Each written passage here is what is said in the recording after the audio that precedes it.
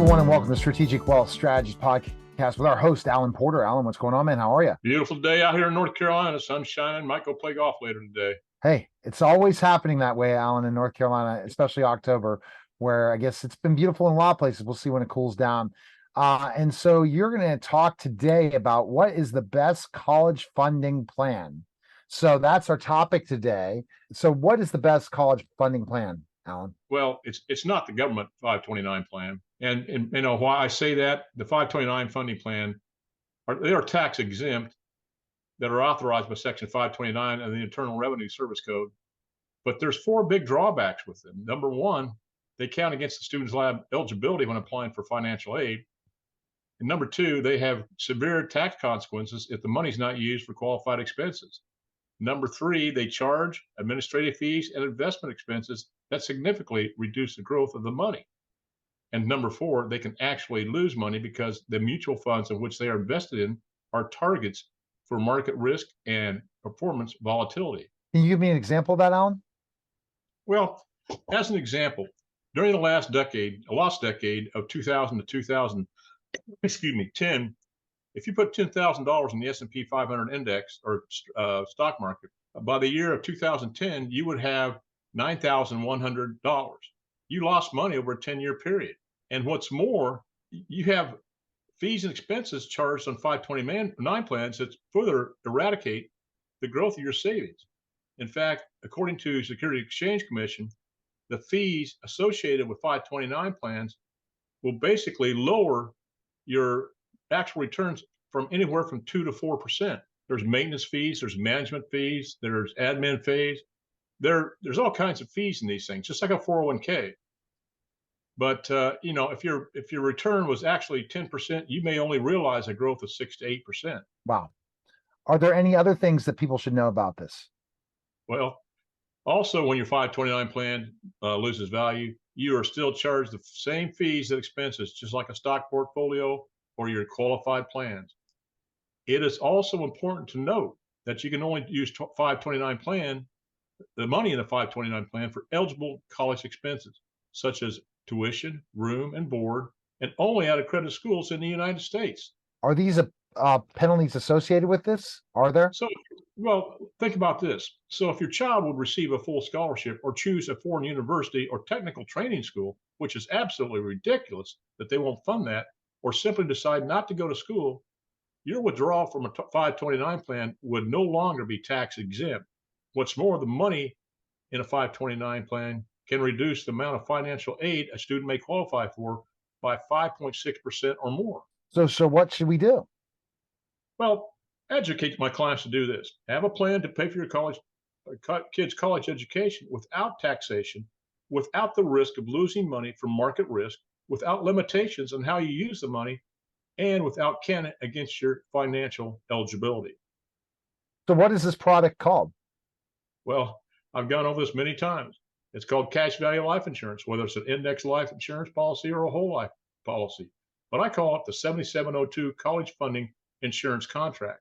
So called because it is subject to the sections of 7702 and 70E of the Internal Revenue Service codes, which allow you to earn interest with your savings without taxation, and also allows you to use the money any way you want without any limitations or restrictions through tax-free policy loans guaranteed by the contract. But unlike the 529 plan, this college funding plan guarantees that you cannot lose money because it's not tied to the market for growth. And also, you know, what's more, money in a college funding insurance contract does not account against the student's financial aid qualification. So ask yourself, now, would you do the 529 plan with those major drawbacks? Does it still make good sense? Or does it make better sense to fund your college funding with a 7702 college funding insurance contract, which is a cash value life insurance contract? Are there other benefits involved with this plan? Well, Neil, it also gives you tax-free exempt growth on your money. It's tax deferred, of course, but you have tax-free access to your money for any purpose, even if you not use the money for college expenses or the eligible expenses, instead of the risk of the mutual fund losses that will cost you in a 529 plan. And the benefits go far beyond that, Neil. You get your money it grows tax deferred. You get your distributions tax free. If you don't use it for college, um, it doesn't affect the taxation of Social Security or the means testing for Medicare Part B.